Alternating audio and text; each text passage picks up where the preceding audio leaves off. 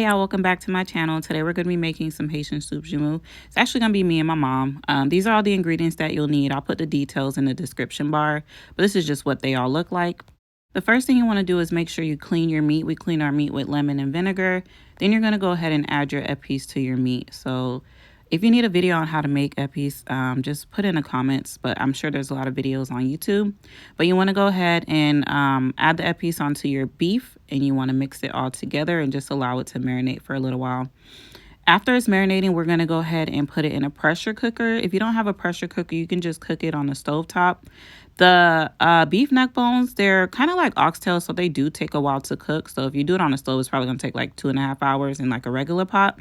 But if you have a pressure cooker, it kind of reduces the time by like an hour and a half. So you'll see here that we're just putting our meat into our pressure cooker, and then you want to add just enough water to cover the top of the meat, and then go ahead and put the lid on, and then we'll come back and revisit this later.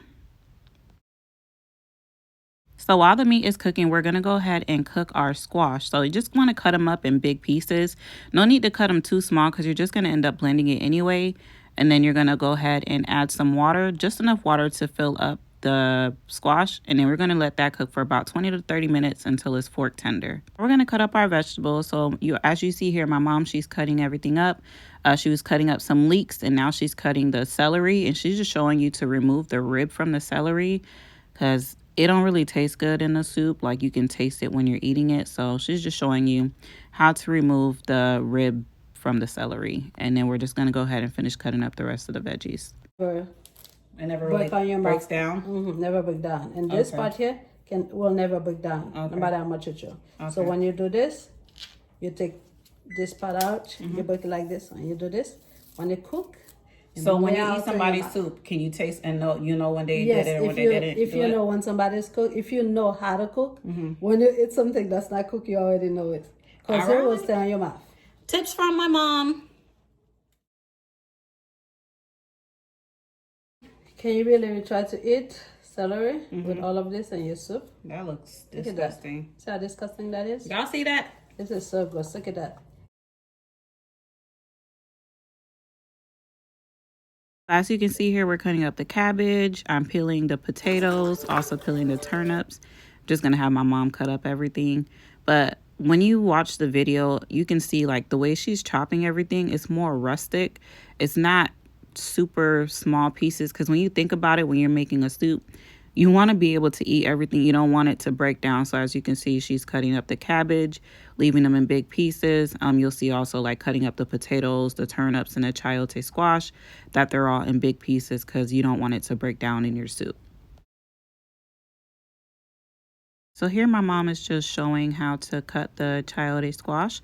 So as you can see, it has a core in the middle, kind of like an apple. So you want to remove the core because it's inedible or unedible.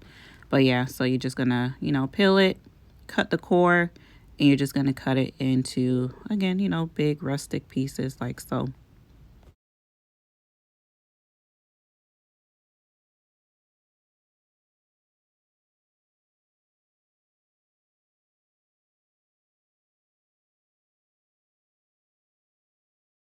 So as you can see here, she's just cutting up the potatoes. So most of the ingredients that we're using is pretty much on the screen here. So in that big bowl in the back is the cabbage. And then my mom's currently peeling and cutting up the malanga. And in the aluminum pan, you can see the carrots, the leeks, the turnips, the chayote squash, the potatoes, and the celery. Oh, and also in the video, so with the malanga, that's what she's cutting now. We put some lemon juice or lime juice, whatever you have. You want to put it in the bowl with the water.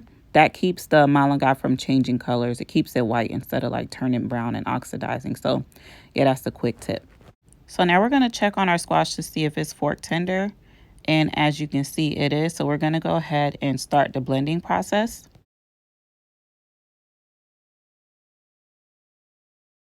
So next we're going to go ahead and blend up our squash. So just pull out your blender, add some of the squash into the blender as well as some of the cooking liquid, and you're going to go ahead and blend it until it comes into like a very smooth consistency, kind of like a smoothie, like a smoothie consistency. All right, once the squash has come into like a nice smooth consistency, you're going to go ahead and use a strainer. I guess that's like a mesh strainer.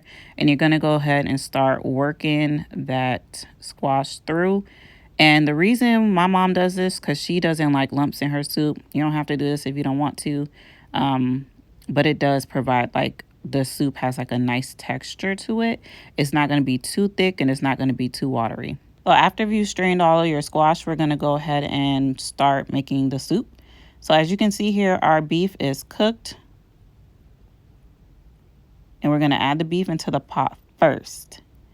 And then from there, you're going to go ahead. Oh, make sure you add the remaining liquid that's in the pot. From there, we're going to add our veggies. So you want to start with your carrots, your leeks, your turnip, your chayote squash, your potatoes, more potatoes, your celery, and then you're going to just mix that all together like so.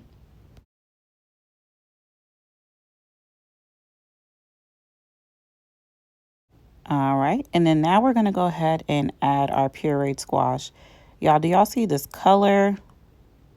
It should look just like this. It should have the same consistency, the gloss. It should be thin. There shouldn't be any lumps in your soup.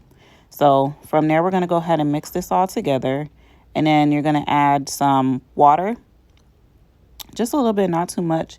Because the thing is, the squash, when it cooks, it's going to like get a little thick. So you don't want it to be too thick. So you just want to add a little bit of water.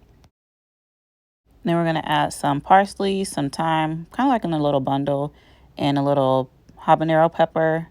You're going to mix it all together, put the lid on, and we're just going to let this cook for about 20 minutes, just enough to get the potatoes and the carrots to cook, but not cook completely through, because we still have to add our seasonings and we still need to add our pasta.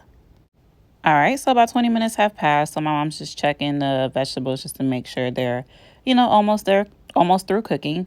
And then lastly, the root vegetable that we're going to add is the malanga. Apparently that cooks fairly quickly. So we're going to add the malanga, and we're also going to add the cabbage. We haven't added our cabbage just yet. So you're just going to do what she's doing. We ended up using only half of the cabbage because as you can see, our pot was kind of about to overflow. So we only used about half of the cabbage, which is fine. So let this cook down? Leave it like this. For 5 to 10 minutes, then we're going to add the pasta. Okay. And creamy the cooked squash? Okay. And this, I think, is butter. And the cooked squash, butternut squash. Yeah, we'll show them the package. I just added for extra color. It's going to be this, y'all. All right, y'all. We almost there. Stay tuned. Okay, now let's... Oh, my God. So here, my mom's just checking to make sure that the vegetables are fork tender because we're going to go ahead and add the pasta. And you guys know pasta doesn't take that long to cook. So, again, everything is fork tender. So now we're going to go ahead and add our pasta.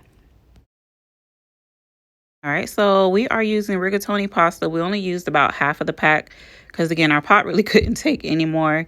And then we also used some thin spaghetti. You can use regular spaghetti, vermicelli, however you pronounce it.